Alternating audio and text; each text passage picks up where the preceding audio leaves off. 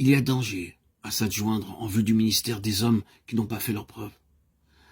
Nous en trouvons l'illustration au chapitre 13 des Actes, au moment où Barnabas et Paul viennent de débarquer à Perge.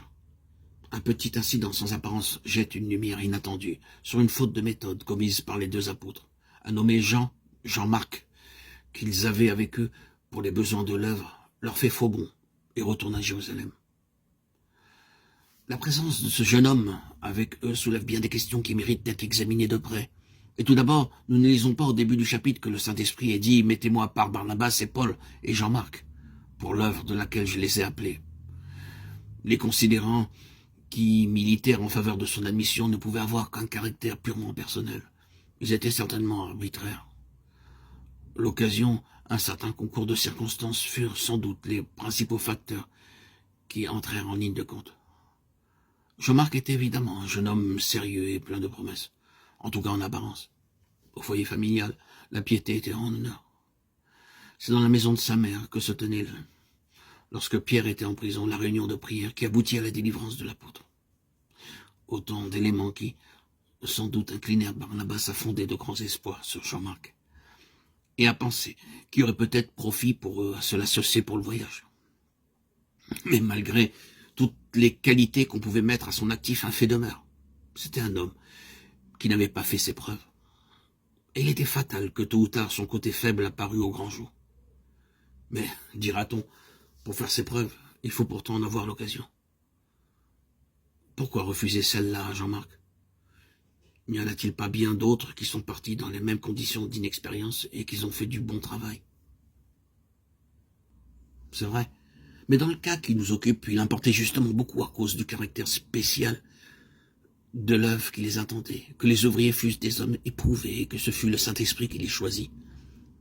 L'avenir montra que la décision prise portait en germe non seulement la défection de Jean-Marc, mais un ferment de confusion et de discorde qui jette une ombre regrettable sur le seuil de cette grande époque. Quand la question de Jean-Marc se posa, à l'aube du second voyage missionnaire, l'accord ne put se faire, et l'on se sépara. Qui avait raison, Paul ou Barnabas? Il est oiseux de chercher à vouloir trancher ce point. Ils avaient probablement raison, tous les deux. Paul avait raison de ne pas exposer leur deuxième entreprise au risque d'une récidive dans l'attitude de Jean-Marc, avec tous les ennuis que leur aurait causé un nouvel abandon. De son côté, Barnabas estimait sans doute que ce n'est pas parce qu'un jeune homme a manqué une fois qu'il faut lui refuser une occasion de faire mieux. En quoi il avait raison. Pourtant, puisque leurs deux manières de voir s'excluaient l'une l'autre, on est bien obligé d'admettre ou bien un fléchissement de conscience chez l'un ou chez l'autre des deux apôtres, ou bien alors la réalité d'une faiblesse et d'une erreur à l'origine de cette collaboration de Jean-Marc. Par la première épître à Timothée, nous apprenons que Paul ne devait pas se départir de l'attitude de principe qu'il fut amené à prendre et qui nous est révélée dans cet épisode. L'idée qu'il se faisait du ministère auquel il avait été appelé était telle qu'il ne voulait s'adjoindre que des hommes connus et éprouvés. Lorsqu'après quelques années, Jean-Marc eut fait ses preuves, Paul n'eut aucune objection à l'avoir comme compagnon de travail. Il donnera même des instructions pour qu'on le lui amène. Quand pour un travail en commun, c'est le Saint-Esprit lui-même qui suscite les hommes dont il a besoin. Il est de la plus haute importance que la communion fraternelle ainsi constituée ne soit pas exposée aux aléas d'un recrutement inconsidéré. Un ouvrier sans expérience et mal affermi sera presque fatalement une cause de trouble. Et si l'harmonie est rompue, ce sont les intérêts de Jésus-Christ qui en souffriront. Les candidats à l'œuvre de Dieu devraient trouver au sein de l'Assemblée, dont ils font partie, toutes les occasions qui sont nécessaires à une mise à l'épreuve en règle.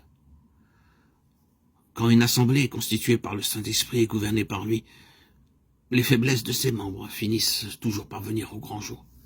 On peut voir ce principe à l'œuvre dans un grand nombre de groupements locaux. En serait-il ainsi si Dieu n'avait pas en vue le développement moral et spirituel de chaque membre de Christ? Tel est du moins le but immédiat. Quant à l'objectif lointain, il est précisément d'armer l'individu en prévention des ennemis qu'il aura rencontrés sur le chemin de la vie, alors qu'il n'aura plus à sa portée le bienfaisant appui de sa famille spirituelle. Les champs de mission sont parfois le théâtre de terribles tragédies en matière de relations rompues.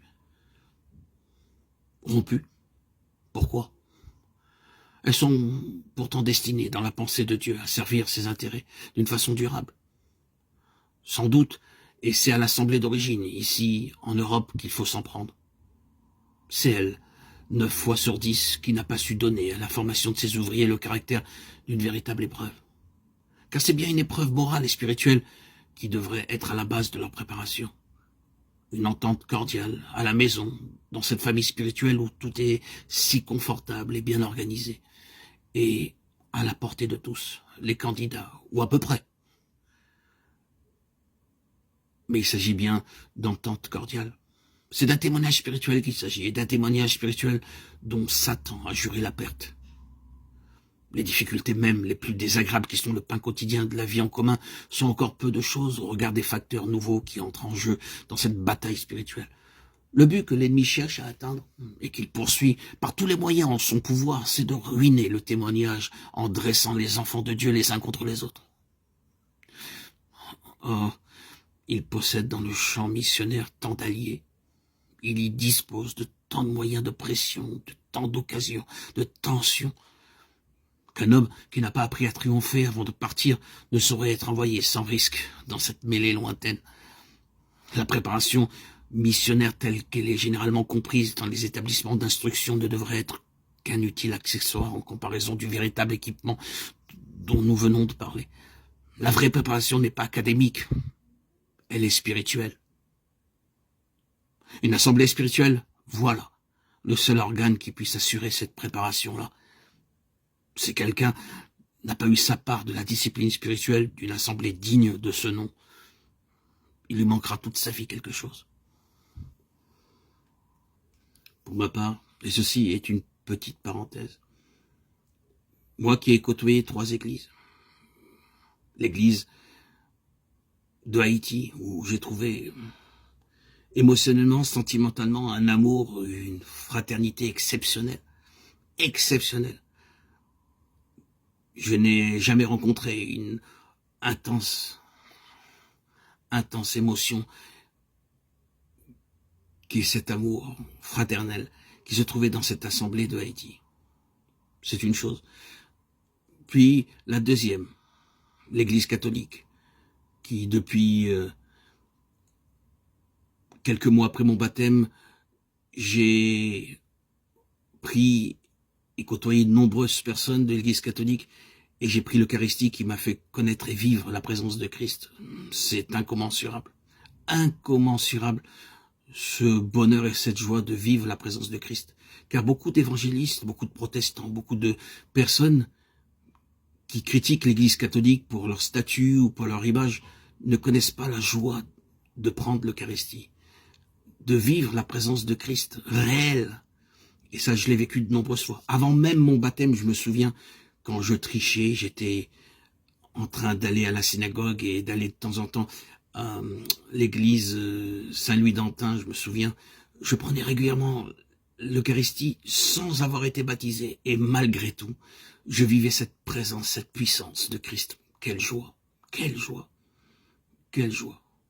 Je vous invite à prendre l'Eucharistie, mais il est préférable d'être baptisé pour prendre l'Eucharistie.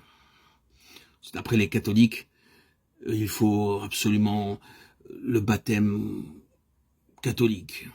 Un des prêtres avec qui j'avais parlé à Sarcelles, à l'église Jean 23, m'a dit que je n'avais pas droit à l'Eucharistie, étant donné que j'avais eu le baptême évangélique au nom de Jésus, par immersion, et ça ne suffisait pas. Donc pendant 5 ans, j'ai été dans cette église catholique, et je vous cache pas que sans révéler mon identité, que j'ai pris un plaisir immense de côtoyer ces personnes, ces gens, et plus que tout bien sûr, la consécration, l'héritage testamentaire que Jésus-Christ nous a donné par ce repas de la Seine. Chaque fois que je prenais l'Eucharistie, j'étais en joie. Puis, enfin pour terminer, l'église Patmos que j'ai connue, et qui m'a apporté tellement de joie, et qui est pour moi une assemblée digne de ce nom, digne d'être une assemblée, et dans laquelle j'ai pris énormément de plaisir. Voilà, ce fut une petite parenthèse pour expliquer les églises où je me trouvais. Aujourd'hui, par discrétion, je vous fais ce simple petit témoignage, mais je ne peux pas vous dire où je me trouve. C'est un secret, comme ma vie est secrète d'ailleurs. Je suis un juif anonyme, un juif qui préfère et aime beaucoup le secret. Alléluia, gloire à Dieu.